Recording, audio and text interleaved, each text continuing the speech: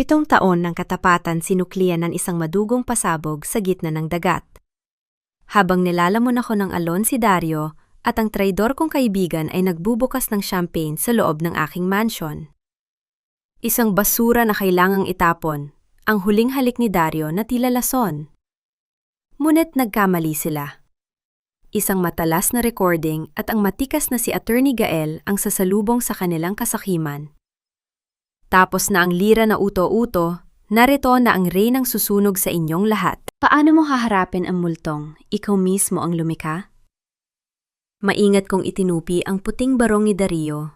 Ang bawat tupi ay katumbas ng 7 taon ng aking pagsisikap na maging perpektong asawa. Sa bawat haplos ko sa tela, tila hinahaplos ko rin ang mga alaala ng aming pagsasama. Mga pangakong binitawan niya sa harap ng altar, ang mga gabing ipinagpuyatan ko ang kanyang mga report, at ang katahimikang tinanggap ko kapalit ng kanyang tagumpay. Ngayong gabi ang aking flight patungong Cebu para sa anibersaryo ng kamatayan ni Papa. Bilang nag-iisang tagapagmana ng Villanueva Transport, kailangan nating nandoon ako, kahit na masama ang aking pakiramdam. Bit-bit ang aking maleta. Dumaan ako sa pasilyo ng aming mansion. Ngunit sa tapat ng silid-aklatan, tumigil ang aking mga paa. Nakabukas ng bahagya ang pinto sapat na upang marinig ko ang halahak na tila isang matalas na kutsilyong humihiwa sa katahimikan ng gabi. Kailangan nating siguraduhin na hindi na siya makakabalik mula sa Cebu. Isang aksidente sa dagat at ang lahat ng shares ng mga Villanueva ay mapupunta na sa akin bilang legal husband. Ang boses ni Dario ay malamig, walang bahid ng pag-aalinlangan at puno ng kasakiman. Parang tumigil ang pagdaloy ng dugo sa aking mga ugat. Ang lalaking kaninang umaga lamang ay humalik sa aking at nagsabing, mag-iingat ako ay siya palang nagpaplano ng aking libing. Don't worry, Dario. My son deserves that inheritance more than that barren woman. Ang boses ni Nerissa, ang aking matalik na kaibigan, ay sumunod na narinig ko. I can't wait for the day when I don't have to hide this pregnancy anymore. Gusto ko nang tirahan ang mansion na ito nang wala ang anino ni Lira. Patience, hiha. Singit naman ni Doña Remedios ang aking biyenan na turing ko ay pangalawang ina. Konting tiis na lang at magiging atin na ang lahat. Lira is too naive, too trusting. Akala niya talaga ay mahal natin siya. Utang na loob niya sa atin ang pag-aalaga natin sa kanya pagkatapos mamatay ng tatay niya. Kaya dapat lang na ibalik niya ang lahat sa atin kasama ang buhay niya. Hindi ako huminga. Hindi ako sumigaw. Ang sakit na dapat ay nagpaguho sa akin ay biglang namuo bilang isang matigas at malamig na yelo sa aking dibdib. Inilabas ko ang aking telepono mula sa bulsa ng aking coat. Sa ilalim ng madilim na pasilyo, dahan-dahan kong pinindot ang record. Ang bawat salitang lumalabas sa kanilang mga bibig, ang plano nilang paglubog ng barko, ang pagmamanipula sa mga dokumento. Ang pagtataksil ni Dario at Nerissa ay naging mga ebidensyang unti-unting pumapatay sa huling hibla ng pag-ibig na mayroon ako. Hindi ako ang Lira na kanilang inaakala. Hindi ako ang biktima na iiyak sa isang sulok habang hinihintay ang kamatayan. Ang dugong dumadalay sa akin ay dugo ni Manuel Villanueva, isang taong bumuo ng imperyo mula sa wala. Kung gusto nila ng trahedya, bibigyan ko sila ng isang palabas na hindi nila malilimutan. Biglang bumukas ang pinto. Lira, you're still here. Akala ko ay nakaalis ka na para sa airport? Tanong ni Dario. Agad niyang binago ang kanyang ekspresyon mula sa pagiging demonyo patungo sa isang mapagmahal na asawa. Ang galing. Kung hindi ko lang narinig ang lahat, baka naniwala pa ako sa kanyang nag-aalalang mga mata. Tumingin ako ng diretso sa kanyang mga mata. Walang kurap, walang panginginig. Nakalimutan ko ang pulseras ni Papa Dario. Ang pamanang ibinigay niya sa akin bago siya mawala. I wouldn't want to lose something so valuable, right? Ang boses ko ay kalmado, halos malambing. Ngunit bawat salita ay may talim na tanging ako lang ang nakakaalam. Of course, sweetheart. Pero kailangan mo nang magmadali. Ang driver ay naghihintay na sa labas. Mom and Nerissa were just discussing how much they'll miss you while you're away, sabi ni Dario habang dahan-dahan lumalapit upang hawakan ang aking balikat. Pinanood ko ang kanyang kamay na dumapo sa aking balikat. Ang init nito ay pila lason na nanunuot sa aking balat. Numiti ako ng bahagya, isang ngiting hindi umabot sa aking mga mata. I'm sure they will, Dario. I'm sure everyone will miss the person I used to be, sagot ko. Nerissa, kumusta ang pakiramdam mo? You look blooming. Is there something you're not telling me? Nakita ko ang panandaliang pagkagulat sa mukha ni Nerissa. Humawak siya sa kanyang tiyan, isang reflex na hindi niya mapigilan. Oh, you know, Lyra, just a bit of stress from work. Mag-ingat ka sa biyahe mo, okay? We'll be waiting for the good news. The good news? Pag-uulit ko habang tumatalikod na. Abangan ninyo. Naglakad ako palabas ng mansion nang hindi lumilingon. Ang ulan ay nagsisimulang pumatak malalaking butil na bumabagsak sa semento, ngunit hindi nito mapapantayan ang lamig na nararamdaman ko. Sumakay ako sa sasakyan. Ngunit imbes na, sa airport tinawagan ko ang isang numero na matagal ko nang hindi nakikontakt. Attorney Gael Manansala, bungad ko nang sagutin ang tawag. Lyra, na patawag ka. It's late, sagot ng baritonong boses sa kabilang linya. Puno ng pagtataka, ngunit may halong proteksyon. Gael, kailangan ko ng tulong mo. I need to move all my shares to a blind trust immediately. And I need you to find a safe place for me to disappear for a while. Diretso kong sabi habang nakatingin sa refleksyon ng aming mansion sa rearview mirror. Anong nangyayari, Lyra? Is it Dario? Dario is dead to me, Gail, along with everyone in that house. I just heard them planning my murder, sabi ko nang walang kahit anong emosyon. Starting tonight, Lyra Villanueva is gone. But tell me, Gail, are you ready to help a ghost take back her kingdom? Nanatiling tahimik ang kabilang linya ng ilang segundo. I've been waiting for this day for 7 years, Lyra. Saan tayo makikita? Habang mabilis na tumatakbo ang sasakyan papalayo sa mansyon ng mga Monteverde, dahan-dahan kong hinaplos ang aking telepono. Ang recording ay ligtas na naka-upload sa cloud. Tumingin ako sa labas ng bintana sa madilim na kalsada na nilalamon ng gabi. Ang akala ni Dario, Doña Remedios at Nerissa ay tapos na ang laro. Ang hindi nila alam, kakasimula ko palang ayusin ang mga piyesa. At sa pagkakataong ito, sisiguraduhin kong sa huli, wala silang matitira, kundi ang mga abo ng kanilang kasakiman. Biglang nag-vibrate ang aking telepono. Isang text mula kay Dario. I love you, Lyra. Text me when you've boarded the ship. I'll be praying for your safety. Isang mapait na tawa ang kumawala sa aking mga labi. Kinuha ko ang aking SIM card, binali ito sa dalawa at itinapon sa labas ng bintana sa gitna ng rumagasang ulan. Ang Lyra na kilala nila ay patay na. Ang babaeng haharap sa kanila bukas ay ang kanilang pinakamatinding bangungot. Ang amoy ng mamahaling pabango ni Dario sa loob ng sasakyan ay tila lason na humahalo sa hangin. Dati, ang banyong ito ng musk at sandalwood ay nagbibigay sa akin ng kapanatagan. Ngayon, bawat langhap ko ay nagpapaalala sa akin ng nabubulok na bangkay ng aming pagsasama. Nakatingin ako sa labas ng bintana habang binabaybay namin ang madilim na kalsada patungo sa daungan. Ang bawat patak ng ulan sa salamin ay tila mga luhang hindi ko kailanman ipakikita sa lalaking katabi ko. You're very quiet, Lyra, puna ni Dario. Ramdam ko ang kanyang sulyap sinusuri ang aking reaksyon. Masama pa ba ang pakiramdam mo? Pwede naman nating ipagpaliban ng biyahe kung gusto mo. Isang mabilis na pagtibok ng puso ang nagbabala sa akin. Alam kong hindi siya nag-aalala. Sinusubukan niya lang akong paamuhin siguraduhin na wala akong hinala bago niya ako itapon sa gitna ng dagat. Tumingin ako sa kanya at numiti isang ngiting itinuro sa akin ng pait ng katotohanan. I'm just thinking about Papa Dario. 7 years na pala. Mahinahon kong sagot. And don't worry, I can't miss this trip. Importante ito para sa kumpanya, di ba?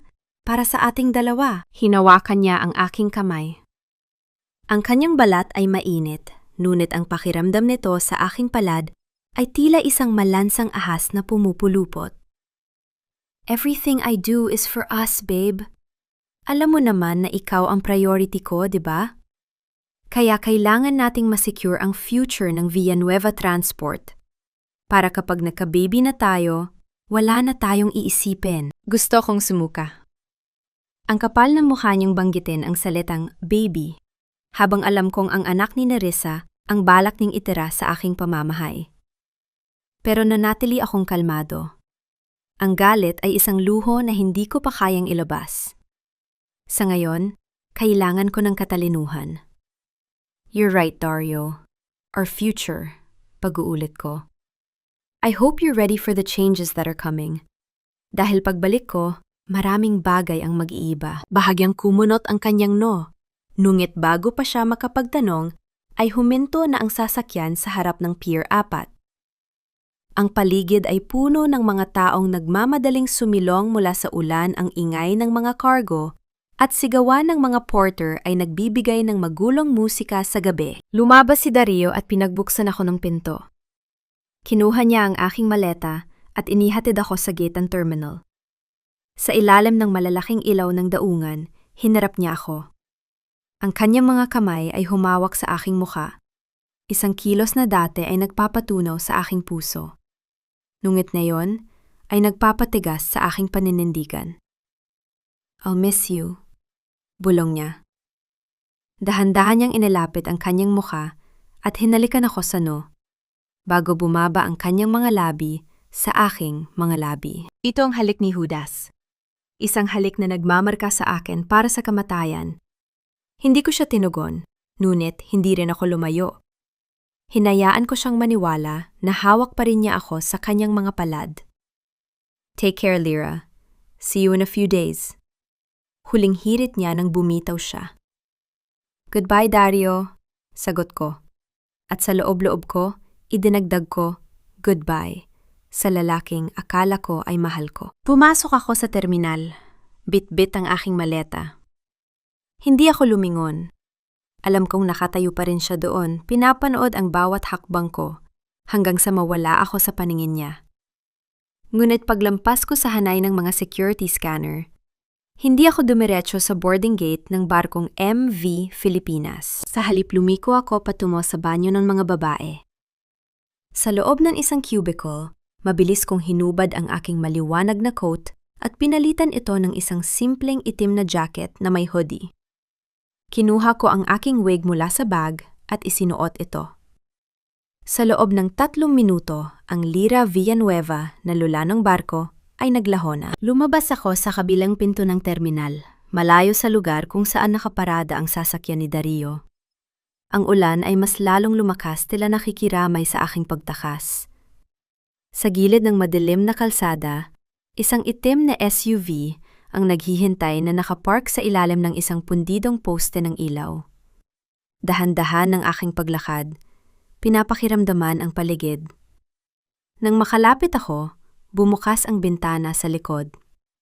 Ang malamig at matalas na mga mata ni Attorney Gael Manansala ang sumalubong sa akin. The clock is ticking, Lyra. Get in, utos niya. Hindi ako nag-atubili.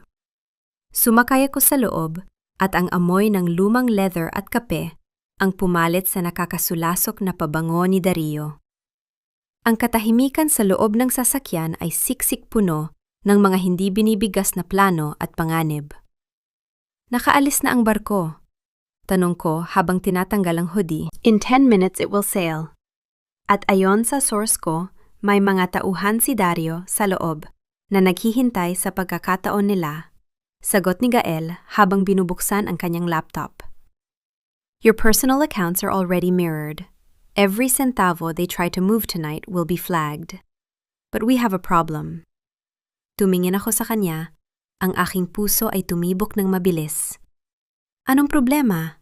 Dario didn't just plan your accident, Lyra.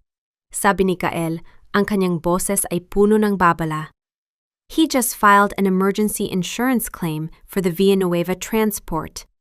And he listed himself as the sole beneficiary in case of your sudden demise. He wants you dead by midnight. Napatingin ako sa labas ng bintana, habang mabilis na umaandar ang sasakyan papalayo sa daungan. Sa malayo, nakita ko ang anino ng malaking barko na dahan-dahang humihiwalay sa pampang patungo sa gitna ng nagngangalit na dagat. Ang mga Monteverde ay handa nang sumalo sa aking kayamanan. Ngumiti ako nang malamig ang aking mga daliri ay humaplos sa folder ng mga ebidensyang hawak ni Gael. Hayaan mo siyang mangarap, Gael. Dahil bukas ipaparamdam ko sa kanya kung paano mawala ng lahat, simula sa kanyang dangal hanggang sa huling kusing na ninakaw niya sa pamilya ko. Eksaktong 10:10 ng gabi, isang malakas na balita ang yumanig sa radyo ng sasakyan. Isang flash report tungkol sa isang malaking pagsabog sa gitna ng dagat. Ang boses ng tagapagbalita sa radyo ay tila isang hatol ng kamatayan na umalingaw-ngaw sa loob ng sasakyan. Isang malakas na pagsabog ang naganap sa makina ng MV Filipinas, ilang kilometro pa lamang mula sa Pampang. Ang ulat ay puno ng kalituhan mga pasaherong tumalon, sa madilim at malamig na dagat ang apoy na hindi maapula sa gitna ng ulan, at ang bilang ng mga nawawala na patuloy na tumataas. Napatingin ako sa aking mga kamay. Inaasahan ko ang panginginig ang luha o ang kahit anong senyales ng takot, ngunit wala. Ang tanging nararamdaman ko ay ang tindi ng lamig na tila nanunuot sa aking kaluluwa. Ang lalaking pinagkatiwalaan ko ng 7 taon ng aking buhay ay totoong tinangka akong pasabugin sa gitna ng karagatan. "Lyra, are you alright?" Antag ni Gael. Ang kanyang boses ay kalmado, ngunit bakas ang matinding pag-aalala. Hinigpitan niya ang hawak sa manibela habang mabilis kaming bumabagtas sa mga eskinita ng Makati patungo sa isang tagagong apartment. "I've never been clearer, Gael." Sagot ko, ang aking tinig ay kasing talim ng labaha. Para sa kanila, patay na ako. At yon ang pinakamalaking pagkakamali na gagawin nila. Huminto ang sasakyan sa isang lumang gusali na hindi kapansin-pansin. Pagpasok namin sa loob ng safe house, ang tanging liwanag ay nagmumula sa mga screen ng laptop ni Gael. Agad niyang isinalang ang aking telepono at inilipat ang recording sa kanyang system. Ang boses ni Dario at ni Risa ay muling umalingaw-ngaw sa 4 na sulok ng silid. Gusto ko nang tirahan ang mansyon na ito nang wala ang anino ni Lyra. Pinanood ko ang panga ni Gael na nag-vibrate sa galit habang pinapakinggan ang pagtataksil ng mga taong itinuring kong pamilya. Tumingin siya sa akin. Ang kanyang mga mata ay nagtatanong kung paano ko nagagawang manatiling ganito katino. "This is more than enough for a criminal case, Lyra. Pero hindi sapat ang ipakulong lang sila," sabi ni Gael habang mabilis na nagtitipa sa kanyang keyboard. "Dario has been using the company's operational funds to pay for Nerissa's luxury condo and her secret bank accounts in Singapore. Ginagawa kanilang gatasan, Lyra. All this time, they've been manipulating the concept of utang na loob para makuha ang gusto nila." Alam ko. Malamig kong tugon. Naalala ko kung paano ako laging pinapaalalahanan ni Doña Remedios na pamilya sila at dapat ay bukas palad ako sa kanila dahil tinanggap nila ako noong pumanaw si Papa. Isang malaking kasinungalingan. They wanted my gratitude while they were sharpening the knife to stab my back. "Gael, simulan na natin ang counter-strike." Naupo ako sa harap ng isa pang laptop. Ang aking mga daliri ay tila sumasayaw sa keyboard, hindi dahil sa kaba, kundi dahil sa adrenaline. I'm freezing all the joint accounts I have with Dario. Ngayong gabi, lahat ng credit cards na ginagamit ni Nerissa at ng kanyang ina ay magiging pirasong plastic na lang. "Wait, Lyra," pigil ni Gael. "If you freeze them now, malalaman nilang buhay ka." Humiti ako ng makahulugan. "Hindi, Gael. I'll set a security flag due to the news of my death. Ang bangko mismo ang magpapause ng accounts for verification of inheritance. Standard procedure yun. Pero sa likod ng system, ililipat natin ang lahat ng likidong asset sa isang offshore trust na ikaw lang ang may access." Habang ginagawa namin ito, Isang notification ang lumabas sa screen ni Gael. Lyra, look at this! Isang oras matapos mabalita ang pagsabog, may nagtangkang mag-withdraw ng 5 milyong piso mula sa iyong emergency fund. Dario, sambit ko. Ang aking boses ay puno ng pagkasuklam. Hindi pa man nahahanap ang katawan ko, naghahati-hati na sila sa naiwan ko. Anong gusto mong gawin? Tanong ni Gael. Tumingin ako sa screen sa mukha ni Dario na nasa aking wallpaper. Gamit ang mouse, dahan-dahan kong binura ang aming litrato. Hayaan mo siyang mag-withdraw, pero iset mo ang transaction na pending sa dulo ng proseso. I want him to feel the hope of getting the money, only to have it snatched away at the last second. Tumayo ako at lumapit sa bintana. Pinagmamasdan ang mga ilaw ng syudad. Sa mansyon ng mga Monteverde, sigurado akong may nagaganap na selebrasyon. Champagne tawanan at mga planong puno ng kasakiman. Akala nila ay tapos na ang ulan para sa kanila. Gael, tawag ko na hindi lumingon. Make sure the audit team is ready by Monday. I want every single centavo they stole from the Villanueva transport to be accounted for. I don't just want them in jail. I want them bankrupt. I want them to experience the hunger they thought they were too noble to feel. Humarap ako sa kanya at sa unang pagkakataon nakita ni Gael ang apoy sa aking mga mata, isang apoy na hindi kayang apulahin ng kahit anong tubig sa dagat. Bukod sa pera, may isa pa akong gustong makuha, sabi ko. Ano yon? Tanong ni Gael. Ang pulseras ni Papa na nasa kamay ni Doña Remedios. It's a Villanueva heirloom, at hindi ko hahayaang marumihan ng kamay ng isang mamamatay tao ang alaala ng aking ama. Eksaktong hating gabi, isang tawag ang pumasok sa burner phone ni Gael. Isang impormasyon mula sa kanyang asset sa loob ng kumpanya. Lyra, seryosong sabi ni Gael. Dario just called an emergency board meeting for tomorrow morning. He's not waiting for a week. He wants to be declared the acting chairman tomorrow. Huminga ako ng malalim ang aking puso ay tumibok ng may determinasyon. Masyado siyang nagmamadali. At ang mga taong nagmamadali, madaling madapa. Gael, ihanda mo ang recording, utos ko. At ihanda mo rin ang itim na bestida ko. If they want a funeral, I'll give them a grand one. But it won't be mine. Sa labas ng mansyon ng mga Monteverde, ang mga banderitas ng itim na tela ay nakasabit isang mapagkunwaring simbolo ng pagluluksa na nakikita ng buong mundo. Ngunit sa loob, sa likod ng mga saradong kurtina at makakapal na pader ang amoy ng kamatayan, ay hinaluan ng amoy ng mamahaling champagne at litson. Pinapanood ko sila sa pamamagitan ng isang hidden camera na itinago ko sa loob ng isang portrait sa aming sala ilang buwan na ang nakalilipas. Isang hakbang na ginawa ko noon dahil sa simpleng kutob, ngunit na yon ay naging bintana ko sa impyerno. Ang tunog ng pagtalsik ng tapo ng bote ng alak ay sinundan ng masigabong tawanan ni na Doña Remedios at Nerissa. Ang aking biyenan, suot ang isang itim na silk na bestida na tila mas angkop sa isang party kaysa sa isang burol, ay plenteng nakaupo sa aking paboritong silya.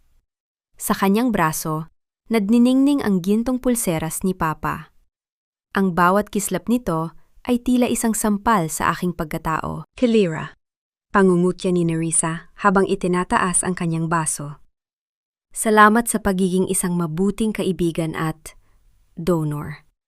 Dahil sa pagsasakripisyo mo, hindi na magiging bastard ang anak ko. Huwag ka nang mag-alala, Nerissa, sagot ni Doña Remedios. Ang boses ay puno ng kapangyarihan at kawalang hiyaan. Sa dulo ng linggong ito, lahat ng papeles ay maayos na. Dario is doing a great job acting like a broken-hearted widower sa harap ng mga reporter.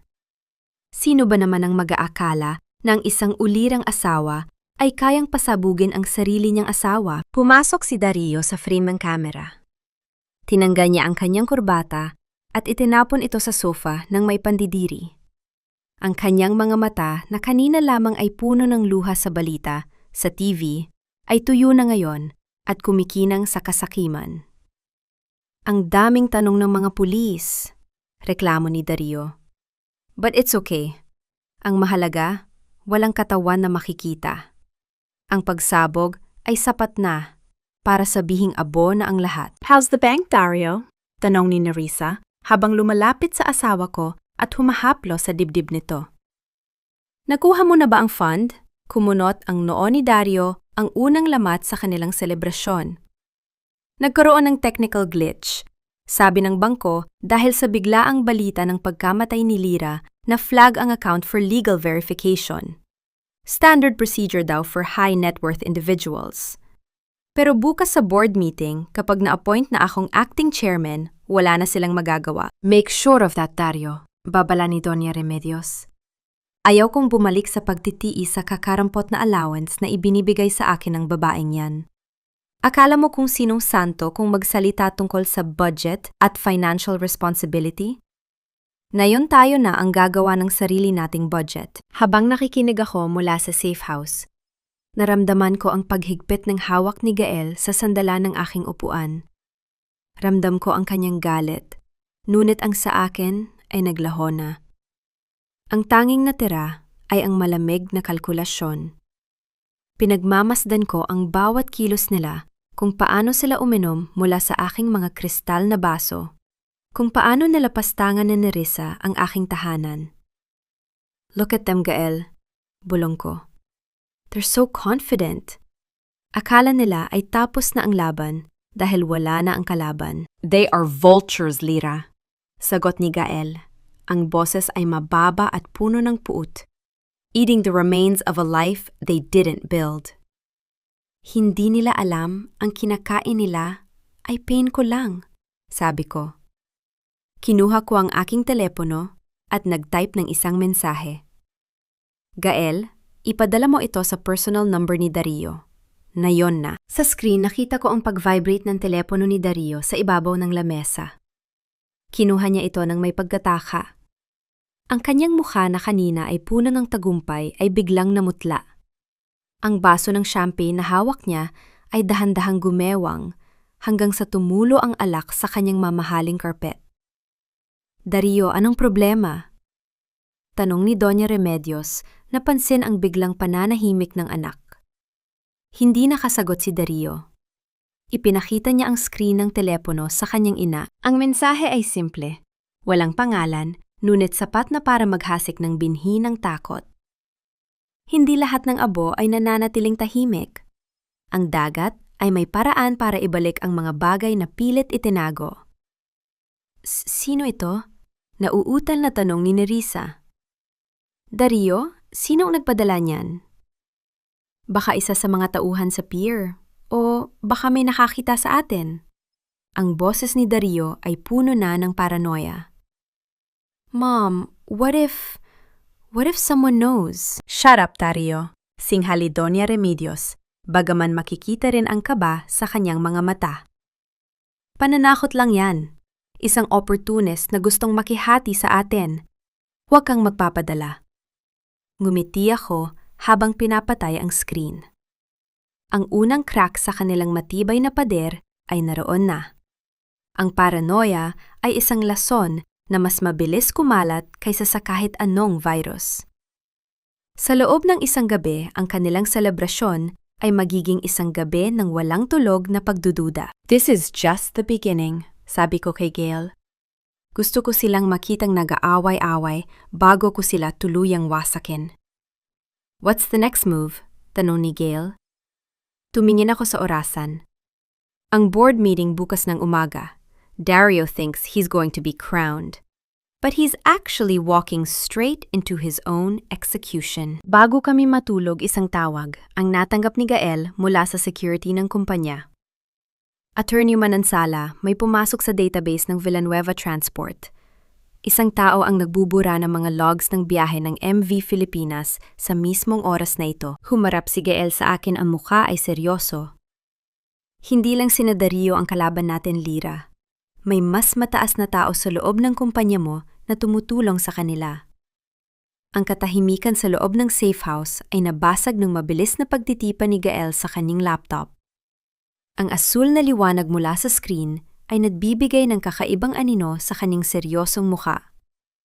Sa monitor, Nakikita ko ang mga linya ng code na tila mga uod na kumakain sa dangal ng aking kumpanya. Isang tao mula sa loob. Isang taong may mataas na posisyon ang kasalukuyang nagbubura ng digital footprint ng MV Filipinas. Hindi lang pala sina Dario ang kumuha ng buhay ko.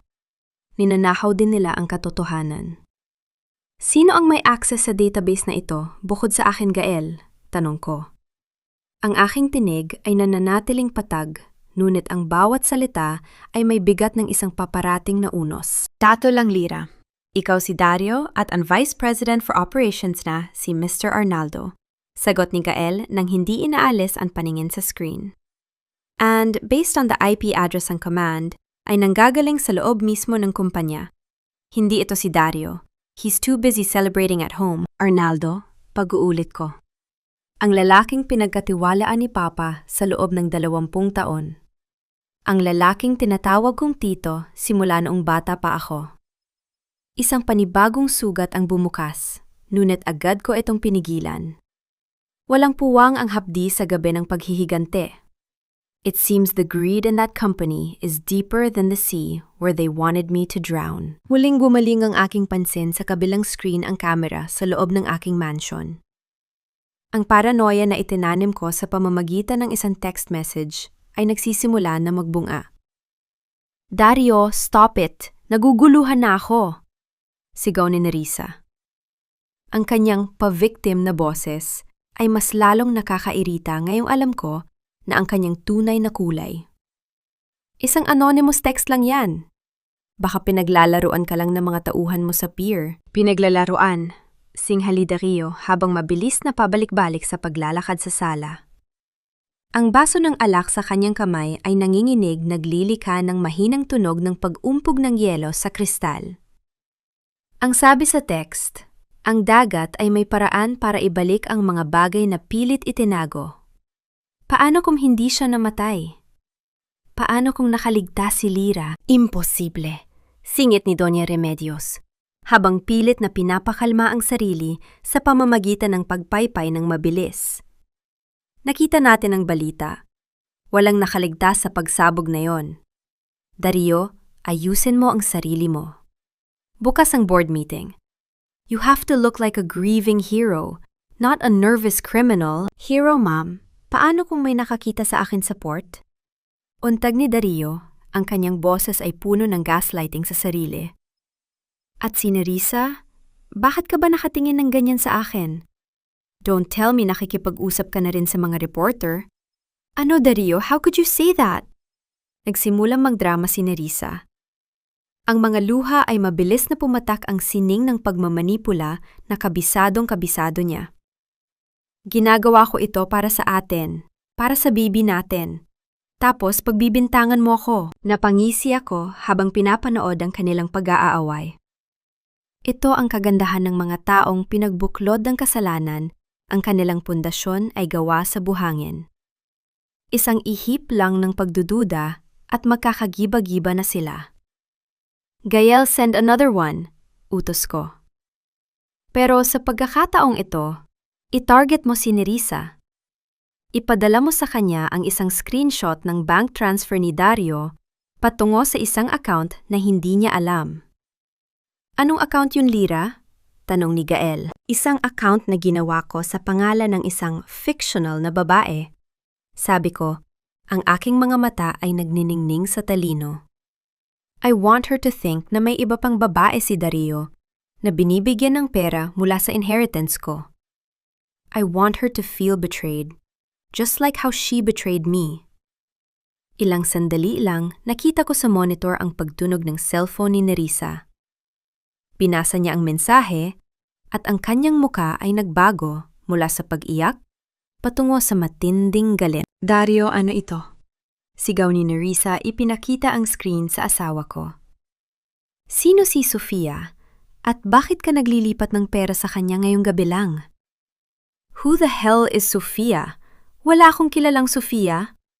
Depensa ni Dario, ngunit ang kanyang pagkalito ay mukhang kasinungalingan sa mata ni Nerissa. Sinungaling akala ko ba para sa atin ito?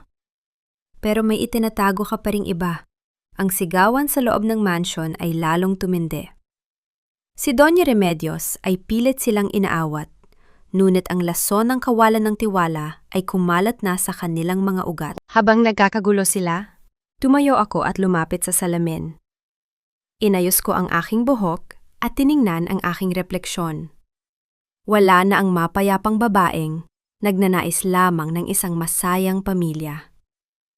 Ang nakikita ko ngayon ay isang reynang handang bawiin ang kanyang trono kahit kailangang dumanak ang luha ng mga taksil. Lira. Tawag ni Gael, ang kanyang boses ay seryoso. Nakaset na ang trap para kay Mr. Arnaldo. Bukas sa meeting, kapag sinubukan nilang i-present ang mga pekeng logs ng biyahe, automatic na magti-trigger ang system para ilabas ang tunay na recording ng maintenance ng barko. Good! Sagot ko. Dahil bukas, hindi lang ang korona ni Dario ang kukunin ko. Ipaparamdam ko rin kay Arnaldo ang pakiramdam ng isang amang itinakwil ng sarili niyang anak. Hinarap ko si Gael, ang aking puso ay tumitibok ng may malamig na determinasyon. Gael, handa na ba ang itim na veil ko? I want to make sure na kapag nakita nila ako, iisipin nilang bumangon ako mula sa ilalim ng dagat para lang dalhin sila sa impyerno. Habang naghahanda kami para sa susunod na araw, isang hindi inaasahang balita ang pumasok. Ang security guard ng kumpanya ay tumawag kay Gael. Attorney, may problema po. Si Mr. Arnaldo, may kasamang mga armadong lalaki na pumasok sa records room. At ang utos niya, sunugin ang lahat ng physical files ng mga Villanueva. Susunugin nila ang mga dokumento? Ang tanong ko ay hindi nanggaling sa takot, kundi sa isang malamig na pagkamangha sa desperasyon ni Arnaldo. Sa loob ng safe house, ang hangin ay tila naging kasing bigat ng bakal. Nakatingin ako sa monitor kung saan makikita ang labas ng records room ng Villanueva Transport. Mga lalaking nakaitim, may bitbit na mga galon ng petrolyo, ang pilit na sinisira ang trangka ng pinto. Lira, tatawag na ako ng pulis. Hindi natin pwedeng hayaang mawala ang mga orihinal na ledger ni Papa Manuel. Akmang kukuha ng telepono si Gael, ngunit hinawakan ko ang kanyang kamay. Ang aking hawak ay matigas diretso at walang pang-inginig. Huwag, Gael. Kapag dumating ang pulis na yon, malalaman nilang may nag-leak ng impormasyon at si Arnaldo gagamitin ang kanyang koneksyon para palabasing insidente lang ang lahat. Ang boses ko ay kalmado. Ang bawat salita ay tila isang utos mula sa isang general. Hayaan mo silang pumasok. Hayaan mo silang magbuhos ng gasolina. Anong balak mo? Mawawala ang lahat ng ebidensya? Gulantang na tanong ni Gael. Ang hindi alam ni Arnaldo, pinalitan ko ang fire suppression system ng kwartong yan noong nakaraang buwan. Imbes na tubig, isang special gas ang ilalabas nito na hindi lang papatay sa apoy, kundi magla-lock din sa lahat ng pinto at bintana ng silid na yon. Ang mga tauhan niya, makukulong sila sa loob kasama ang ebidensya ng sarili nilang krimen. Mabilis kong itinitype ang command sa aking laptop. Pinanood ko sa screen ang pagliyab ng unang posporo. Ang lagitik ng apoy na dapo sa papel ay hindi nagtagal. Sa isang pindot ko, ang ugong ng mga dambuhalang tangke ng gas ay nagsimulang gumana. Ang makapal na usok ay agad na nalamon ng puting ulap ng chemical. Nakita ko ang gulat at takot sa mga mukha ng mga lalaki ni Arnaldo nang marinig nila ang sabay-sabay na pag-lock ng mga bakal na pinto. Ngayon, Gael, tawagan mo ang bumbero. Sabihin mo, may sunog sa Villanueva Transport. Gawin nating public spectacle ang katangahan nila. Sabi ko habang dahan-dahang sumasandal sa upuan. Isang oras matapos ang insidente, ang balita ay kumalat na parang wildfire. Ang pagtatangka sa pagsunog ng records room ay nasa bawat istasyon ng TV. Ngunit ang mas masakit na sampal ay para kay Arnaldo at Dario. Ang mga tauhan na nahuli sa loob ay mabilis na itinuro ang nag-utos sa kanila kapalit ng mas mababang parusa. Kinaumagahan ng araw ng board meeting. Pumasok si Dario sa conference room na tila, isang taong pasan ang buong daigdig. Ang kanyang itim na kurbata ay maayos, ang kanyang buhok ay walang gulo, at ang kanyang mukha ay sapat na maputla para sa isang nagluluksa. Sa tabi niya ay si Arnaldo, na pilit itinatago ang panginginig ng kanyang mga kamay matapos ang kabiguan kagabi. Mga kaibigan, mga kasama sa negosyo, simula ni Dario ang boses, ay paos at puno ng peking emosyon habang nakatayo sa harap ng mahabang lamesa. Ang pagkawala ng aking asawa, ang ating minamahal na si Lyra, ay isang sugat na hindi kailanman maghihilom. Ngunit kailangang magpatuloy ang Villanueva Transport. Para sa kanyang alaala, handa akong tanggapin ang tungkulin bilang acting chairman. Ang mga bulungan ng pagsang-ayon mula sa mga bayarang shareholder ay umalingaw-ngaw. Ngunit sa gitna ng katahimikan, bago pa man maibaba ni Dario ang kanyang kamay para sa pormal, nabotohan ang malaking screen sa likod niya ay biglang bumukas. Hindi ang logo ng kumpanya ang lumabas, kundi isang video malamig, malinaw at direkta. Sa screen nakita ang mukha ni Lyra. Ang aking mukha. Ngunit hindi ang Lyra na nakangiti. Ang Lyra sa screen ay nakasuot ng itim, ang mga mata ay tila mga hiyas na nagniningning sa gitna ng kadiliman. Dario! Ang boses ko ay umalingaw-ungaw sa buong conference room. Sapat na para patigilin ang tibok ng puso ng bawat taong naroon. Masyado ka namang nagmamadali. Hindi pa nga lumalamig ang tubig sa dagat na pinag-iwanan mo sa akin, nakaupo ka na sa upuan ni Papa. Ang conference room ay binalot ng isang nakakabinging katahimikan. Ang tunog ng pagbagsak ng ballpen ni Arnaldo sa sahig ay tila isang malakas na pagsabog. Si Dario ay napakapit sa lamesa, ang kanyang mga mata ay halos lumuwas sa gulat at takot. Ang kanyang bibig ay bumubuka, ngunit walang boses na lumalabas. Lyra, nauutal na sambit ni Dario. Lumingon siya sa paligid, tila naghahanap ng multo. Isang biro ito. Isang hacking. Hindi ito biro, Dario. At hindi rin ito multo. Ang boses ko sa video ay nagpatuloy. Bawat salita ay tila isang latay. Sinasabi mo na ang lahat ng ginagawa mo ay para sa alaala ko. Kung gayon ikalulugod mong malaman na ang audit team mula sa Securities and Exchange Commission ay nasa labas na ng pinto, kasama ang mga ebidensya ng paglipat mo ng pondo sa account ni Nerissa. Sa mismong sandaling yon, bumukas ang mga dambuhalang pinto ng conference room. Ngunit hindi ang auditor ang pumasok. Isang babaeng nakasuot ng itim na bestida, may takip na manipis na veil sa mukha, ang dahan-dahang naglakad papasok. Ang bawat tunog ng kanyang sapatos sa marmol na sahig ay tila isang bilang ng natitirang oras ni Dario. Tumigil ang babae sa tapat ni Dario. Dahan-dahan niyang itinaas ang veil. Ang mga shareholder ay napasinghap. Si Doña Remedios, na nanonood mula sa gilid, ay napahawak sa kanyang dibdib at dahan-dahang napaupo sa sahig. The meeting is adjourned, Dario. Sabi ko, ang tunay na boses ko ay mas matalas pa kaysa sa recording. Dahil ang tunay na may-ari ng kumpanyang ito ay nagbabalik na. At may dala akong isang bagay na kinalimutan ninyong lahat. Itinaas ko ang aking kamay kung saan kumikinang ang gintong pulseras ni Papa. Ang pulseras na kinuha ko kagabi mula sa kwarto ni Doña Remedios, habang sila ay nagkakagulo. Saan mo nakuha yan? Sigaw ni Doña Remedios, ang kanyang mukha ay kasing puti ng papel. Nasa cabinet ko yan, magnanakaw. Ngumiti ako ng malamig habang lumalapit sa kanya. Sa mata ng batas, ang kumuha ng pag-aari ng iba ay magnanakaw. Pero sa mata ng langit, ang kumuha ng buhay ng iba ay tinatawag na mamamatay tao. Piliin mo, Remedios. Alin sa dalawa ang gusto mong itawag ko sa inyo sa harap ng mga pulis na naghihintay sa lobby? Ang conference room na dati ay saksi sa mga tuyot na diskusyon tungkol sa logistics, ay naging isang arena ng kahihiyan. Nakatayo ako sa gitna. Ang aking itim na bestida ay tila isang anino na lumalamon sa lahat ng liwanag sa silid. Pinanood ko si Dario. Ang kanyang mukha ay nagpapalit-palit ng kulay mula sa puti ng takot patungo sa maputlang dilaw ng desperasyon. Lira, babe. Ang boses ni Dario ay nanginginig isang basag na tinig na pilit humahanap ng tono ng pagsisisi. Humakbang siya palapit sa akin.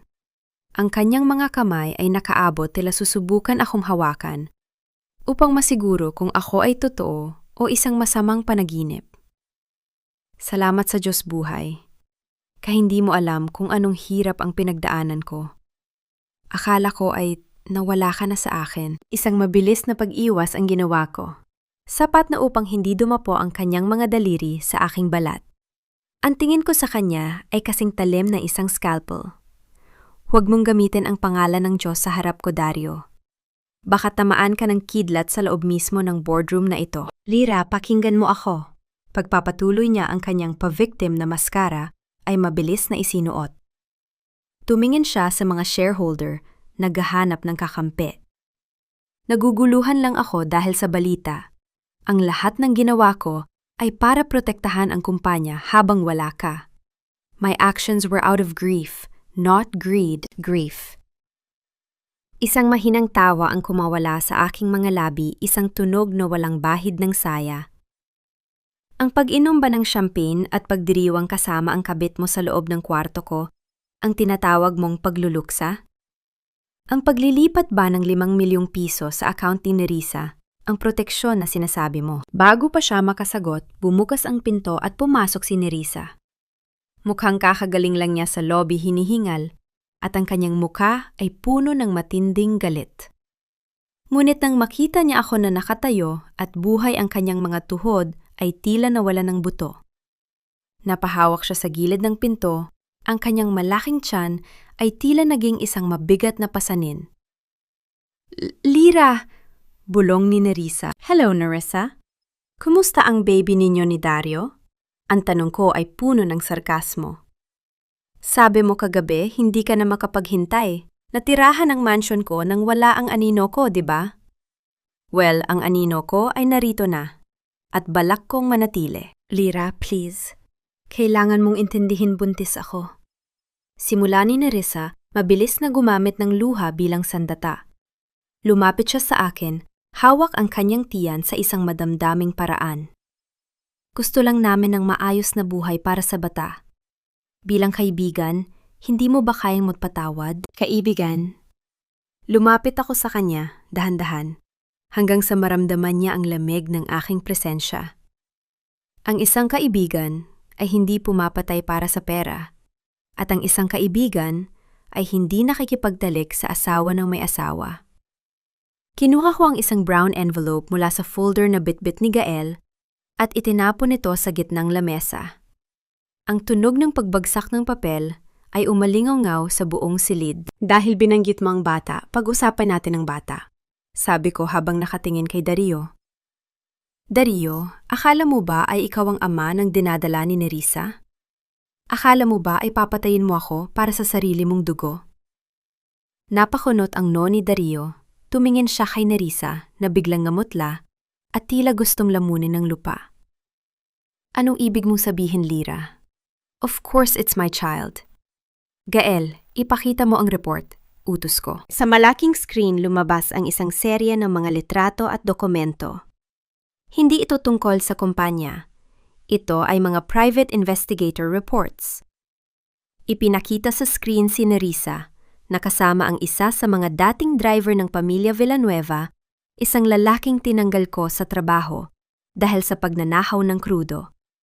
Ngunit lihim palang kinikita ni Nerissa sa isang motel sa Pasay. Ayan ang DNA prenatal test result na nakuha namin mula sa clinic na pinupuntahan ni Nerissa, sabi ni Gael sa harap ng lahat. The probability of Dario Monteverde being the father is 0%. Ang tunay na ama ay si Rodrigo Santos, ang dati ninyong driver. Ang katahimikan sa boardroom ay naging kasing pait ng lason. Nilingon ni Dario si Nerissa. Ang kanyang mukha ay puno ng matinding poot at pagkabigla. Nerissa, totoo ba ito? Niloloko mo lang ako? Dario, hindi ka sinungalingan yan. Gawa-gawa lang ni Lira yan para sirain tayo. Sigaw ni Nerissa. Ngunit ang kanyang pang-ininig ay sapat na para magbigay ng sagot. Ginamit niyong isa't isa para wasakin ako. Sabi ko ang aking boses ay puno ng otoridad. At ngayon ang kasinungalingan niyo ang wawasak sa inyo. Dario, hindi mo lang nawala ang asawa mo at ang kumpanyang yung pinag-interesan mo. Nawalan ka rin ng anak na akala mo ay sayo. You are left with nothing, Dario. Absolutely nothing. Hindi ako papayag. Sigaw ni Doña Remedios na biglang tumayo mula sa kanyang pagkakasubsob. Kami ang pamilya Monteverde. Hindi mo kami mapapalayas ng ganoon na lang. Utang na loob mo sa amin ang lahat. Ang utang na loob ko ay nabayaran na. Nung gabing tinangka ninyo akong patayin. Sagot ko nang hindi siya tinitingnan. Ngayon, ang tanging utang na meron kayo ay ang utang ninyo sa batas. Lumingon ako kay Attorney Gael. Gael, papasukin mga sila. Ang mga pinto ay muling bumukas at pumasok ang 4 na opisyal ng National Bureau of Investigation. Ang tunog ng mga posas na inilalabas ay ang pinakamasarap na musika na narinig ko sa buong buhay ko. Dario Monteverde, Remedios Monteverde, at Nerissa Ocampo, kayo ay inaresto sa kasong conspiracy to commit murder at estafa through falsification of public documents, saad ng opisyal. Habang kinakalagkad sila palabas, tumingin si Dario sa akin isang tingin ng pagsisisigalit at kawalan ng pag-asa. Ngunit binaliwala ko ito. Naupo ako sa dulo ng mahabang lamesa sa upuan na dating pag-aari ng aking ama. Attorney Manansala, sabi ko habang inaayos ang aking mga papel. Ipagpatuloy natin ang meeting. May mga kailangan tayong ayusin tungkol sa mga utang na iniwan ni Mr. Arnaldo bago siya tuluyang makulong. Ngunit bago pa makapagsalita si Gael, ang telepono ni Dario na nasa ibabaw ng lamesa ay biglang umilaw. Isang tawag mula sa isang unknown number. At ang mensaheng lumabas sa screen matapos ang hindi sinasagot na tawag ay nagpabago sa aura ng tagumpay ko. Ang akala mo ba ay tapos na ang lahat dahil nakulong mo sila? Ang tunay na mastermind ay hindi ang mga Monteverde. Tumingin ka sa likod mo, Lira. Dahan-dahan akong lumingon, at ang nakita ko sa pintuan ay isang taong hindi ko inaasahang makikita sa oras na ito. Dahan-dahan ang aking pag-ikot, ang bawat segundo ng paggalaw ng aking leeg ay tila tumatagal ng 1 siglo. Ang hangin sa boardroom ay biglang naging kasing lamig ng sementeryo. Sa pintuan, nakatayo ang isang lalaking akala ko ay nananatiling neutral sa gitna ng lahat ng gulo. Ang kanyang mamahaling suit ay walang gusot at ang kanyang muka ay may bakas ng isang mapaglarong ngiti na hindi ko kailanman nakita sa loob ng maraming taon. Si Victor Villanueva, ang nakababatang kapatid ni Papa. Ang aking Tito Victor na matagal nang naninirahan sa Singapore at sinasabing walang interes sa pamamalakad ng kumpanya. Tito Victor, bulong ko. Ang aking boses ay hindi nanggaling sa takot, kundi sa isang matinding pagkadismaya. Anong ginagawa mo rito? Akala ko ay nasa business trip pa sa labas ng bansa. Naglakad siya papasok, ang tunog ng kanyang mga sapatos sa sahig ay tila isang marahang palakpak para sa aking naging tagumpay. Huminto siya sa tapat ni Dario na kasalukuyan pang pilit na inilalabas ng mga opisyal ng NBI. Tiningnan niya ang aking asawa nang may halong pandidire, tila tinitingnan ng isang basurang hindi maayos na naitapon. Dario, I told you to be careful. Masyado kang naging kampante sa kagandahan ni Nerissa at nakalimutan mong ang asawa mo ay anak ni Manuel. Sabi ni Victor, ang kanyang boses ay malalim at puno ng awtoridad. Tito Victor, tulungan mo ako, ang lahat ng ito ay plano ni Lira para sirain ako. Sigaw ni Dario, tila nakakita ng huling pag-asa. Ngunit isang mahinang tawa lamang ang isinagot ni Victor. Lumingon siya sa akin, ang kanyang mga mata ay nagbiningning sa isang paraan na nagpatindig ng balahibo sa aking batok. Huwag kang mag-alala, Lira. Hindi ako narito para iligtas ang mga hangal na ito. Narito ako para tapusin ang sinimulan ni Manuel. Humarap siya sa mga shareholder na nanginginig pa rin sa kaba. Ladies and gentlemen, As the major shareholder of the Villanueva Transport Overseas Branch, I am here to present a new document. Isang lihim na kasunduan na nilagdaan ng aking kapatid bago siya pumanaw. Inilabas niya ang isang asul na folder mula sa kanyang leather case. Inabot niya ito kay Gael na agad namang sinuri ang bawat pahina. Nakita ko ang pagbabago sa mukha ni Gael, ang kanyang panga ay humigpit at ang kanyang mga mata ay nanlaki sa gulat. Lira.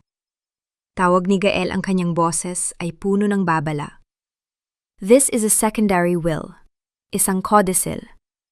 Sinasabi rito na kung sakaling mamatay ka ng walang anak, ang lahat ng shares ng Villanueva Transport kasama na ang mga ari-arian ni Manuel ay hindi mapupunta kay Dario, kundi direktang ililipat sa pangalan ni Victor Villanueva. Isang mabilis na pag-unawa ang tumama sa aking isipan. Ang aksidente sa dagat, ang plano ni Dario, ang pagmamanipula ni Arnaldo. Lahat ng ito ay hindi lang palapakanan ng isang sakim na asawa. Si Dario ay isa lamang utusan. Isang piyesa sa chess na ginamit ni Victor para makuha ang buong kaharian nang hindi narurumihan ang kanyang sariling mga kamay. Ikaw, sabi ko. Ang aking boses ay malamig at puno ng poot. Ikaw ang nagbulong kay Dario tungkol sa aksidente. Ikaw ang nagbigay sa kanya ng ideya na alisin ako sa landas nyo dahil alam mong kung mamatay ako, ikaw ang tunay na magmamana ng lahat. Dario was just your sacrificial lamb. Ngumiti si Victor, isang ngiting tila isang lason na dahan-dahang kumakalat. Dario was greedy, Lira. Madaling gamitin ang mga taong ang iniisip lang ay ang kanilang ibaba at ang kanilang bulsa. I just gave him a little push. Ang hindi ko inaasahan ay ang talino mo. You managed to survive the explosion. Very impressive. You monster! Sigaw ni Doña Remedios na pilit ding kumakawala sa mga pulis. Ginamit mo ang anak ko. Pinangakuan mo kami ng kalahati ng shares. The promise of a liar is a currency for fools. Remedios, sagot ni Victor nang hindi man lang siya nililingon. Nayon, Lira, ang tanong ay ito. Buhay ka nga, pero paano mo mapapatunayan na ikaw pa rin ang karapat-dapat na mamuno? According to this document, once an incapacity or threat to the company is proven, the power shifts to me. And look at the news, Lira. Ang Villanueva Transport ay gumuho ang stock dahil sa iskandalong ito. Your leadership brought us to this mess. Lumapit ako sa kanya, ang amoy ng kanyang mamahaling tabako ay humahalo sa amoy ng takot sa silid. Hindi ako kumurap. Hindi ako umatras. Inisip mo ba na dahil nakaligtas ako sa dagat, ay susuko na ako sa iyo, Tito Victor? Ang boses ko ay halos pabulong, ngunit bawat salita ay may bigat ng isang sumpa. Ang akala nyo ay nakuha nyo na ang lahat, pero ang hindi nyo alam, bago pa ako sumakay sa barkong iyon, alam ko nang may ahas sa loob ng pamilya Villanueva. At ang ahas na yon ay hindi si Dario. Anong ibig mong sabihin? Untag ni Victor, ang unang bakas ng pagdududa ay lumitaw sa kanyang mga mata. Gael, ipakita mo ang pangalawang recording, utos ko. Sa screen, hindi na ang boardroom ang lumabas, kundi ang loob ng isang pribadong club sa Singapore, 3 buwan na ang nakalilipas. Malinaw na makikita si Victor na nakikipag-usap sa isang dayuhang mamumuhunan. Pinag-uusapan ang pagbebenta ng Villanueva Transport sa isang malaking multinational company kapag naayos na niya ang problema sa kanyang pamangkin. Diyan nanggaling ang pondo na ginamit ni Dario para sa pagsabog, sabi ko. Ang perang galing sa iyo, Tito Victor. Isang trail ng pera na hindi mo kayang burahin kahit sunugin mo pa ang lahat ng records room sa mundo. That's illegal surveillance. Sigaw ni Victor, ang kanyang kalmado ay biglang naglaho, hindi sa loob ng Pilipinas, lalo na't ito ay ebidensya ng isang sabwatan sa pagpatay. Singit ni Gael, habang inilalabas ang isa pang set ng mga warrants. Mr. Victor Villanueva, you are also under investigation for money laundering and conspiracy to commit murder. Ang mukha ni Victor ay naging kasing pula ng apoy. Ang kanyang mga kamay ay humigpit sa kanyang leather case.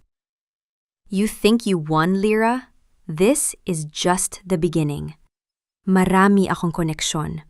Marami akong pera. Ang pera mo ay naka-freeze na rin, Tito. Sabi ko nang may matamis na tagumpay. Just like the Rios. Ngayong gabi, wala ka ng tirahan sa Singapore. At lalong wala kang trono sa Pilipinas.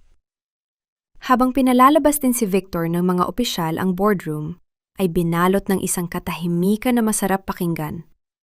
Lumingon ako kay Gael na seryosong nakatingin sa akin. Ang aming mga mata ay nagtagpo isang sandali ng pagkilala sa lahat ng sakit at pagod na pinagdaanan namin. Ngunit ang katahimikan ay muling nabasag nang ang security guard ay mabilis na pumasok sa silid, hinihingal at namumutla. Ma'am Lyra, Attorney Gael, may problema po sa labas. Si Nerissa, tumakas po siya habang isinasakay sa sasakyan ng pulis. At ang balita po, may dala siyang bomba sa loob ng kumpanya. Naramdaman ko ang mabilis na pagtibok ng aking puso. Hindi pa tapos ang gabi. At ang galit ng isang babaeng nawalan ng lahat ay mas mapanganib kaysa sa kahit anong plano ng isang sakim na tiyuhin. Ang bawat pintig ng aking puso ay tila isang tambon ng digmaan na umaalingaw-ngaw sa aking dibdib. Sa loob ng kumpanyang itinayo ng aking ama sa pamamagitan ng dugo at pawis ang amoy ng takot ay mas nanginibabaw kaysa sa amoy ng kape at bagong papel. Ang huni ng alarm ng gusali ay nagsimulang tumunog isang paulit-ulit na babala na naguutos sa lahat na lumikas. Ngunit habang ang mga empleyado ay nagmamadaling bumaba sa mga hagdanan, nanatili akong nakatayo sa gitna ng boardroom. Lyra, kailangan na nating umalis. Nerissa has lost her mind. Sigaw ni Gael habang pilit akong hinahawakan sa braso. Ang kanyang mukha ay puno ng matinding pag-aalala. Ang kanyang mga mata ay nagmamakaawa na unahin ko ang aking kaligtasan. Hindi, Gael. Ang boses ko ay kasing lamig ng semento sa ilalim ng aking mga paa. Ito ang huling baraha niya. Isang desperadong hakbang ng isang taong nalamon ng sarili niyang kasakiman. Kung tatakbo ako ngayon, habang buhay akong tatakbo mula sa anino ng mga Monteverde. Pero may bomba siya. Hindi ito. Drama sa TV, Lyra. This is real. Giit ni Gael. Alam ko, sagot ko. Dahan-dahan kong inalis ang kanyang kamay. Evacuate everyone. Tawagan mo ang bomb squad. Pero kailangan kong harapin si Nerissa. Alam ko kung nasaan siya. Hindi na ako naghintay ng sagot. Naglakad ako patungo sa dulo ng pasilyo sa opisina ng chairman. Ang lugar kung saan lahat ng plano laban sa akin ay nagsimula. Ang bawat hakbang ko ay mabigat direkta at walang pag-aalinlangan. Nang marating ko ang pinto, dahan-dahan ko itong itinulak. Sa loob ang silid ay magulo. Mga papel na nakakalat sa sahig, mga basag na kristal, at sa gitna ng lahat ng ito ay si Nerissa. Nakaupo siya sa aking silya. Ang kanyang buhok ay gulo-gulo, at ang kanyang mga mata ay puno ng isang uri ng kabaliwan na tanging ang kawalan ng pag-asa ang makakagawa.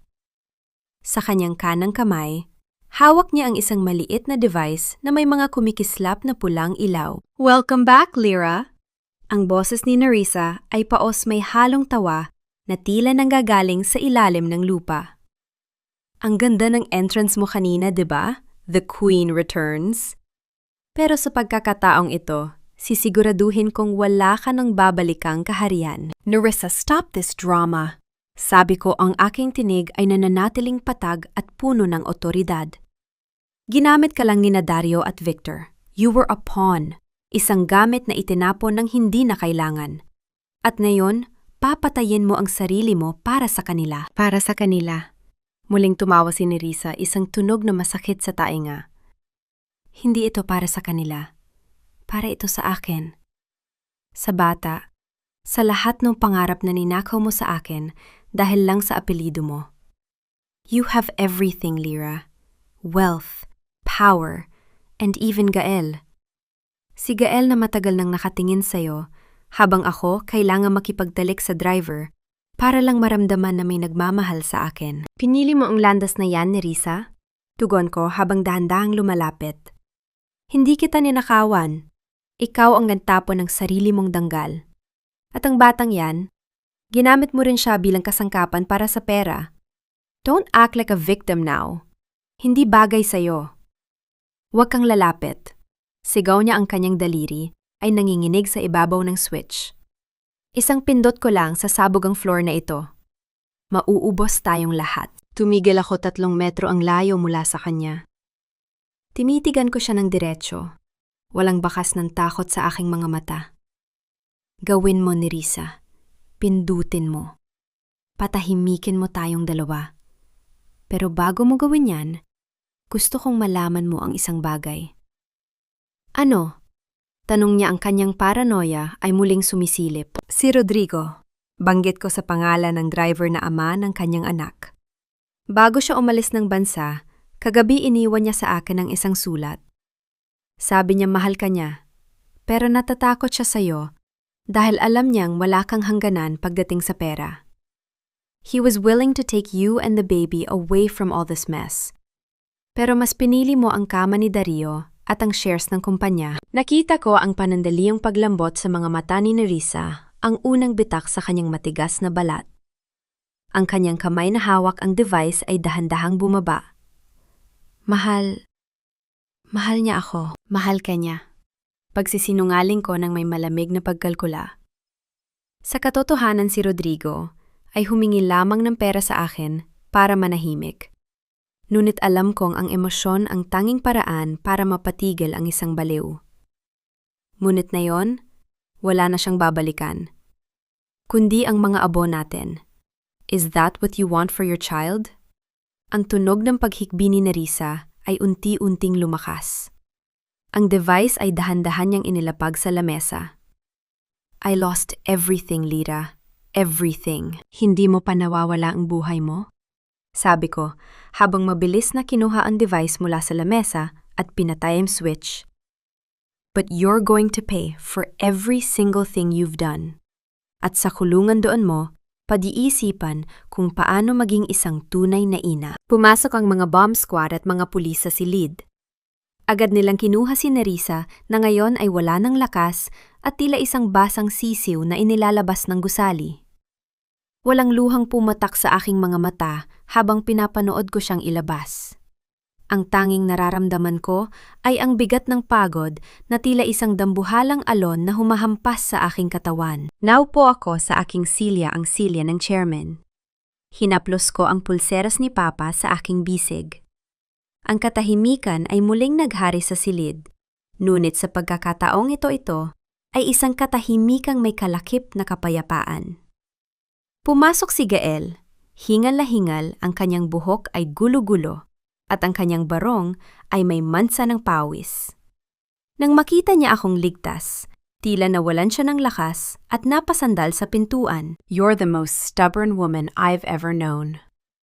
Lira Villanueva, pulong niya may halong pait at paghangga sa kanyang boses. And you're the only man who stayed even when the ship was sinking. Gael Manansala, sagot ko. Naglakad siya palapit sa akin. Hindi siya nagsalita, ngunit hinawakan niya ang aking kamay. Ang init ng kanyang palad ay tila isang pangako ng isang bagong simula na hindi na nakatali sa mga kasinungalingan ng nakaraan. Ngunit habang tinitingnan ko ang labas ng bintana, nakita ko ang isang itim na sasakyan na nakatigil sa tapat ng gusali. Ang bintana nito ay dahan-dahang bumaba at isang pares ng mga matang puno ng hinala ang tumingin sa akin bago ito mabilis na humarurot palayo. Gael? Sabi ko, ang aking boses ay muling naging seryoso. Hindi pa tapos ang lahat. May isang taong nakawala. At alam ko kung sino ang susunod na kailangang itumba. Ang amoy ng usok at chemical mula sa bomb squad ay unti-unti nang napapalitan ng malamig na hangin mula sa aircon ng aking opisina. Nakaupo ako sa likod ng dambuhalang lamesa ni Papa, ang aking mga daliri ay marahang hinihimas ang makinis na kahoy nito. Sa paligid ko, ang mga tauhan ng audit team at mga bagong security guard ay mabilis na kumikilos. Ang kaguluhan kanina ay tila isang masamang panaginip na mabilis na nilalamon ang katotohanan ng aking pagbabalik. Hira ito ang listahan ng lahat ng mga board members na pumirma sa petisyon ni Victor kanina. Sabi ni Gael habang inilalapag ang isang manipis na tablet sa harap ko. Ang kanyang boses ay seryoso, walang halong pag-aalinlangan. What do you want to do with them? Tiningnan ko ang mga pangalan. Mga taong nakasama ni Papa sa pagkain, mga taong niregaluhan ko tuwing Pasko, at mga taong mabilis na tumalikod sa akin nang akala nila ay wala na akong pakinabang. Ipakancel mo ang lahat ng kanilang executive privileges, Gael. And I want a formal investigation into their personal offshore accounts. Kung kumagat sila sa pain ni Victor, siguradong may natanggap silang suhol. Ang boses ko ay patag parang nagbabasa lang ng isang grocery list. Walang puwang ang galit. Negosyo lang ito. Sigurado ka halos kalahati sila ng board lira. Baka bumagsak ang stocks natin, babala ni Gael. Ang stocks ay pwedeng mabawi, Gael. Pero ang tiwala kapag nabasag, mas mabuti pang itapon na kaysa piliting idikit. Sagot ko. I'd rather run this company with 5 honest people than 100 traitors. Tumayo ako at lumapit sa malaking bintana. Ang gabi ay malalim na at ang mga ilaw ng Makati ay tila mga hiyas na nakakalat sa madilim na pelus. Ngunit ang isip ko ay nasa itim na sasakyang nakita ko kanina. Gael, nakuha mo ba ang plate number ng SUV sa baba? Tanong ko nang hindi lumingon. Yes, it's registered to Valderrama Holdings. Sagot ni Gael at naramdaman ko ang pagbigat ng kanyang presensya sa likuran ko. Si Senyor Valderrama, ang mortal na kaagaw ni Papa Manuel sa industriya ng shipping. Isang mapait na ngiti ang sumilay sa aking mga labi. Nayon ay malinaw na ang lahat. Si Victor ay hindi lang basta naging sakim. Naging tuta siya ng aming karibal. Ginamit niya ang kahinaan ni Dario para pasabugin ang kumpanya mula sa loob, para makuha ito ni Valderrama sa murang halaga. They thought I was the weak link, bulong ko. Inakala nilang dahil babae ako, iiyak ako sa isang sulok habang pinapanood silang nakawin ang pinaghirapan ni Papa. Well, they clearly don't know who they're dealing with, sabi ni Gael. Huminto siya sa tabi ko. Ang kanyang balikat ay halos dumikit sa akin. Ang init ng kanyang katawan ay nagbibigay ng kakaibang kapanatagan sa gitna ng malamig na silid. Anong plano mo sa mansion, Lira? Doña Remedios' lawyers are already calling. Humihingi sila ng humanitarian consideration dahil sa edad ng matanda. Humanitarian consideration? Ang tawa ko ay maikli at puno ng sarkasmo. Nasaan ang humanity nila noon pinapanood nila akong uminom ng laso na ibinigay ni Dario? Nasaan ang konsensya nila noong nagdiriwang sila habang akala nila ay abo na ako sa ilalim ng dagat? Kinuha ko ang aking bag at hinarap si Gael. Tara! Pupunta tayo sa mansion.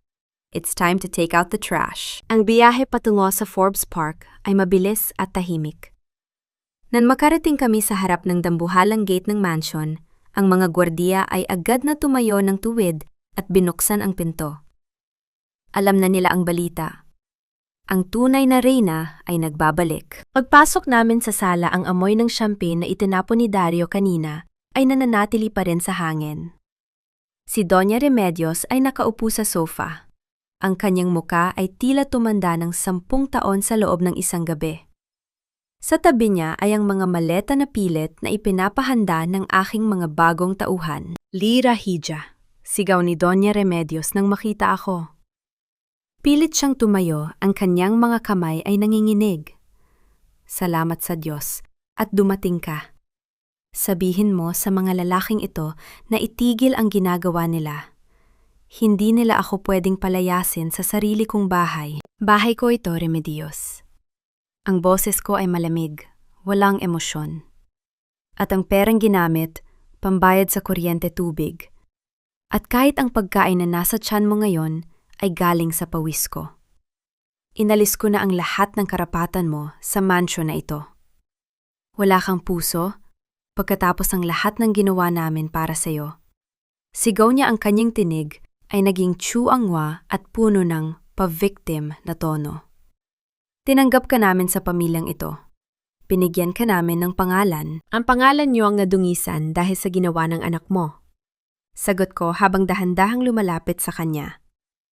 At tungkol sa pagtanggap, tinanggap niyo ako dahil kailangan niyo ang pera ko. Ngayon, tapos na ang laro. Dario is in jail. Victor is in jail. At si Nerissa ay nasa ospital ng kulungan. Ikaw, bibigyan kita ng pagkakataon. Anong pagkakataon? Tanong niya may halong pag-asa sa kanyang mga mata. Ibibigay ko sa iyo ang unit sa isang tenement sa Tondo.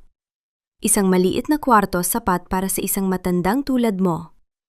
Doon mo pag-iisipan ang lahat ng kasalanan mo habang naglalaba ka ng sarili mong damit. Sabi ko nang may matamis na paghihigante. Tondo, isang tenement. You can't do this to me. I am a Monteverde. Sigaw niya habang pilit akong sinusugod. Ngunit mabilis siyang nahawakan ng mga security. You are nothing but a squatter in my life, Remedios. Sabi ko. Tinalikuran ko siya at tumingin kay Gael. Make sure everything is documented. Ayaw kong may maiwan silang kahit isang kutsara na pag-aari ng mga Villanueva.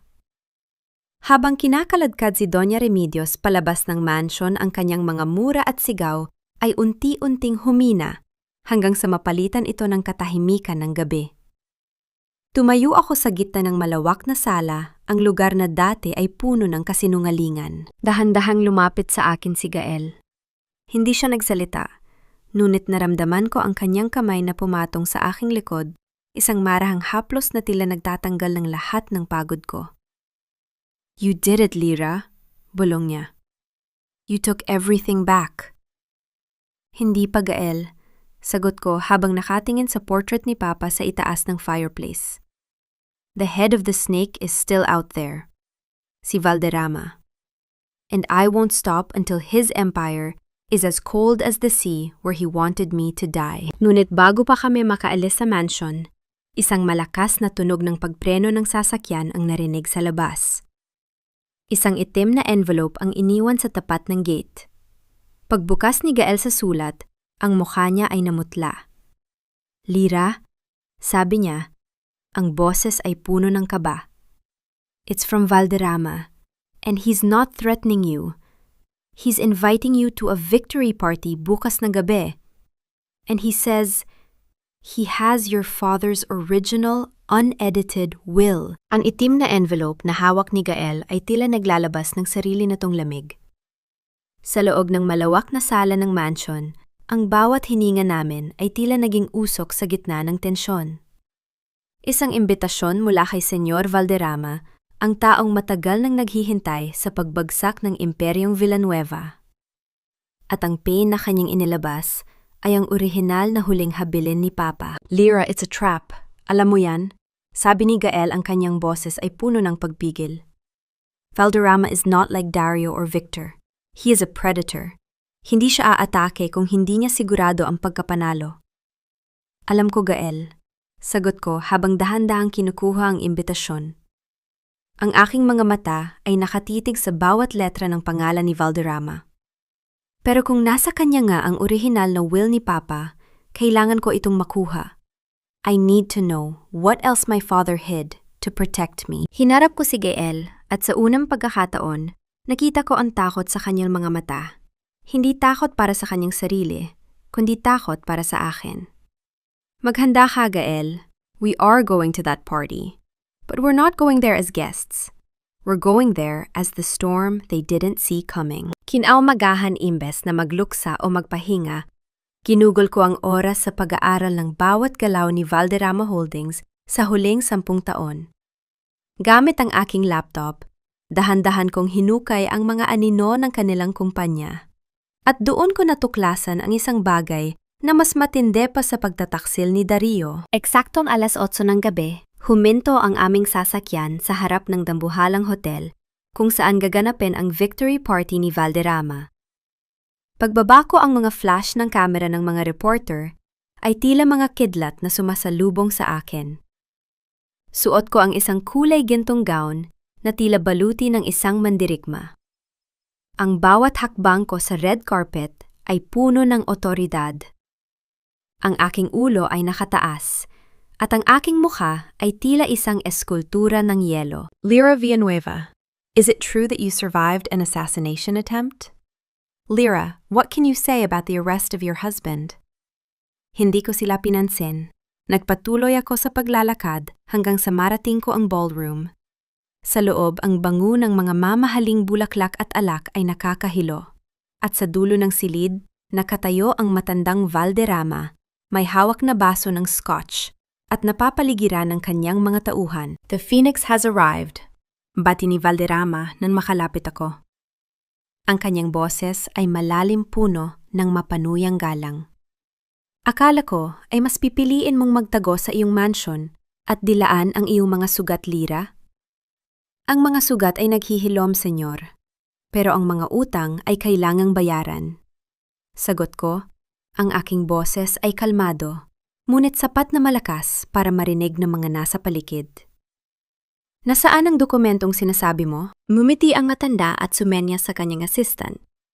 Inilabas nila ang isang luma at dilaw na folder. Ang iyong ama, si Manuel, ay isang taong puno ng sikreto. Alam mo ba na bago siya mamatay, isinangla niya ang kalahati ng shares ng Villanueva Transport sa akin para isalba ang kumpanya mula sa pagkalugi na hindi mo alam? This is the original will with a clause that you probably never saw. Binasa kong dokumento. Ang pirma ni Papa ay naroon. Ang selyo ng notaryo ay naroon. Sinasabi rito na kung hindi mababayaran ang utang sa loob ng 5 taon, ang kontrol ng kumpanya ay otomatikong lilipat kay Valderrama. 7 years have passed, Lyra. Ang kumpanya ay sa akin na. You are just a figurehead. Pangungutya ni Valderrama. Naramdaman ko ang paghigpit ng hawak ni Gael sa aking likuuran. Ngunit sa halip na manghina, isang mahinang tawa ang kumawala sa aking mga labi. Ang tunog ng aking tawa ay nagpatigil sa bulungan ng mga tao sa ballroom. Bakit ka tumatawa? Tanong ni Valderrama, ang kanyang mga kilay ay nagsisimulang magsalubong sa inis. Tumatawa ako dahil sa tindi ng iyong pagod para lang gumawa ng isang peking dokumento, senyor. Sabi ko, habang dahan-dahang binubuksan ang aking clutch bag. Ang dokumentong hawak mo ay nilagdaan daw noong Hunyo 15, 2017. Tama? Oo, at selyado yan ng batas. Sigaw ni Valderrama. Ang problema, senyor, noong Hunyo 15, 2017 ang aking ama ay nasa loob ng isang intensive care unit sa Singapore. Naka-intubate at walang malay. Narito ang medical records mula sa Mount Elizabeth Hospital na may lagda ng 3 doktor at selyo ng embahada. Inilabas ko ang mga papeles at ipinakita sa mga reporter na mabilis na lumapit. Hindi lang yan. Pagpapatuloy ko habang lalong lumalapit sa kanya. Ang notaryo na pumirma sa dokumentong hawak mo ay matagal nang patay bago pa man dumating ang petsang yan. You forged my father's signature to take over the company. And you used Victor to hide your tracks. Ang mukha ni Valderrama ay nagbago mula sa pagiging mapagmataas patungo sa matinding pagkapahiya. Ang kanyang mga kamay ay nagsimulang manginig at ang baso ng scotch ay dahan-dahang tumagilid hanggang sa bumagsak ito sa sahig at mabasag sa libu-libong piraso. Lyra, hindi mo alam ang ginagawa mo. Banta niya ang boses ay paos na. Alam na alam ko ang ginagawa ko, senyor. Kinagawa ko ang hustisya para sa aking ama, sabi ko. Tumingin ako sa paligid sa lahat ng mga negosyanteng nakikinig. Ngayong gabi, ang Valderrama Holdings ay haharap sa pinakamalaking audit sa kasaysayan ng Pilipinas. Dahil ang perang ginamit ninyo para subukang bilhin ang kumpanya ko ay galing sa mga ghost projects na matagal ko nang iniimbestigahan. Sa mismong sandaling iyon, ang tunog ng mga sirena ng pulis ay narinig mula sa labas ng hotel. Ang mga opisyal ay pumasok sa ballroom hindi para sa akin, kundi para kay Valderrama. Lumapit ako sa kanya at bumulong, sapat na para siya lang ang makarinig. Ang akala nyo ay mahina ako dahil babae ako. Pero nakalimutan nyo na ang apoy ang nagpapatibay sa ginto. Salamat sa party, senyor. It was indeed a victory. For me. Tinalikuran ko siya habang siya ay pinupusasan sa harap ng kanyang mga bisita. Naglakad ako palabas ng ballroom kasunod si Gael. Ang bawat hakbang ko ay tila isang paglipad mula sa mga abo ng aking nakaraan. Ngunit pagdating namin sa parking lot, isang huling balita ang natanggap ni Gael sa kanyang telepono. Ang kanyang mukha ay naging seryoso at puno ng pait. Lira? Sabi niya. Ang kanyang boses ay tila isang bulong mula sa dilim. Dario, nagpakamatay daw siya sa loob ng kanyang selda. Pero bago siya mamatay, may iniwan siyang sulat. Isang sulat na nagsasabing, may isa pang anak ang iyong ama. Isang kapatid na hindi mo kilala at siya ang may hawak ng huling alaslaban sa iyo. Ang balita ng pagpapakamatay ni Dario sa loob ng kanyang selda ay hindi nagdulot ng luha sa aking mga mata. Sa halip, naramdaman ko ang isang malalim na buntong hininga ng pagkamuhi. Namatay siya? Kung paano siya nabuhay isang duwag na tumakas sa pananagutan. Ngunit ang huling lason na iniwan niya sa kanyang sulat ay tila isang tinik na bumaon sa aking isipan. Isang kapatid. Isang lihim na anak ni Papa Manuel na magiging huling hadlang sa aking kapayapaan. Nakatayo ako sa harap ng puntod ni Papa.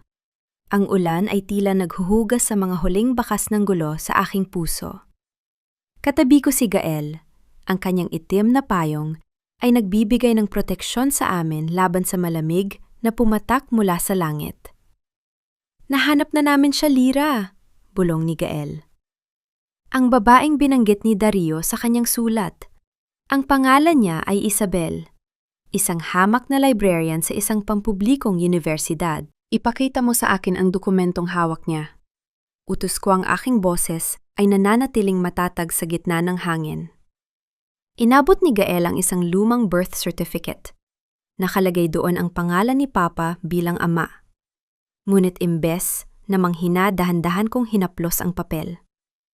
Tiningnan ko ang petsa. Isang mapait na ngiti ang sumilay sa aking mga labi. Gael, tawagan mo si Isabel. Sabihin mo, magkita kami sa opisina ko bukas ng umaga. Sabihin mo, ang kanyang ate ay naghihintay. Kinaumagahan pumasok sa aking opisina ang isang babaeng payat, may mga matang puno ng takot at pag-aalinlangan. Si Isabel. Hawak niya ang isang envelope na tila ito ang kanyang huling pag-asa sa buhay. Sa likod niya, nakita ko ang anino ng abogado ni Victor, ang taong pilit na gumagamit sa kanya para makuha ang kumpanya mula sa akin. Lira, hindi ko gustong sirain ang buhay mo. Simula ni Isabel ang kanyang boses ay nanginginig. Pero kailangan ko ang perang pampagagot sa nanay ko.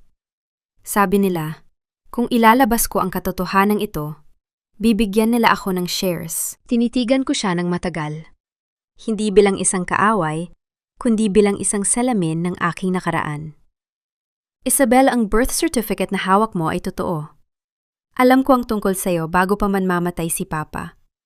Inutusan niya akong pangalagaan ka, ngunit sa malayo dahil ayaw niyang madamay ka sa maruming mundo ng negosyo. Napatigil si Isabel, ang kanyang mga mata ay nanlaki sa gulat. Maging ang abogado ni Victor ay tila nawalan ng boses. Dario and Victor wanted to use you as a weapon against me. Pagpapatuloy ko habang dahan-dahang tumatayo at lumalapit sa kanya. Inakala nilang mag-aaway tayong dalawa. Inakala nilang ang kasakiman ang mangingibabaw sa atin. Ngunit nakalimutan nilang Villanueva tayo.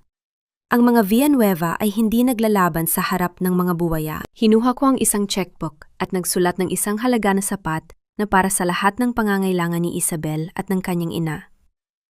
Inabot ko ito sa kanya kasama ang isang bagong kontrata. Hindi shares ang ibibigay ko sa iyo, Isabel.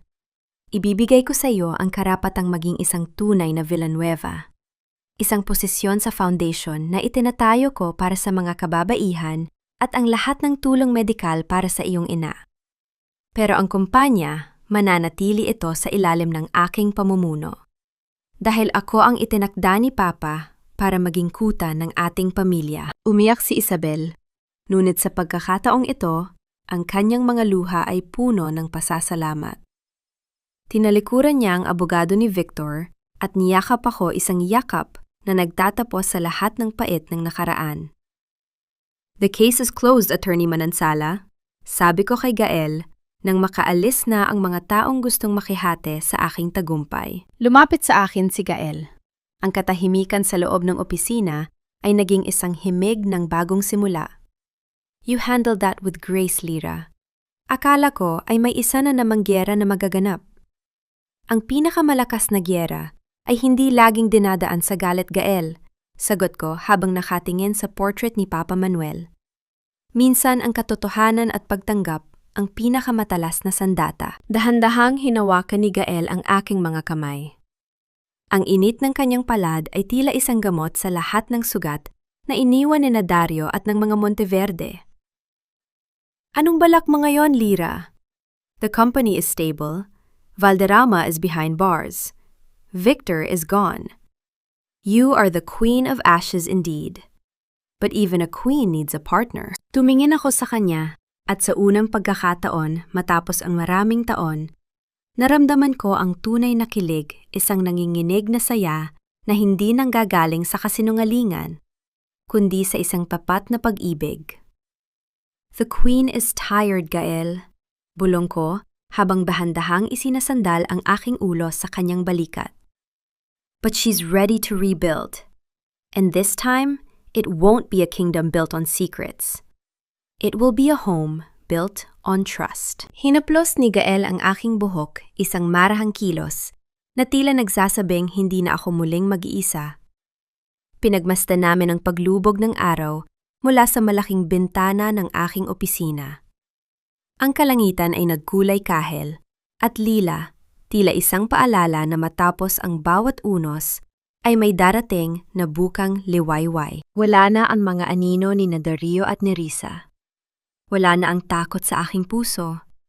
Ang Villanueva Transport ay mas matatag kaysa dati, at ang pangalan ni Papa Manuel ay malinis na sa bawat dumi ng kataksilan.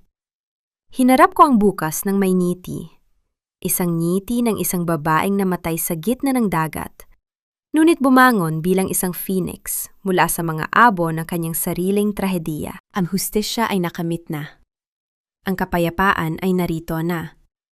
At ang pag-ibig ay nagsisimula pa lang sa gitna ng katahimikan at katotohanan.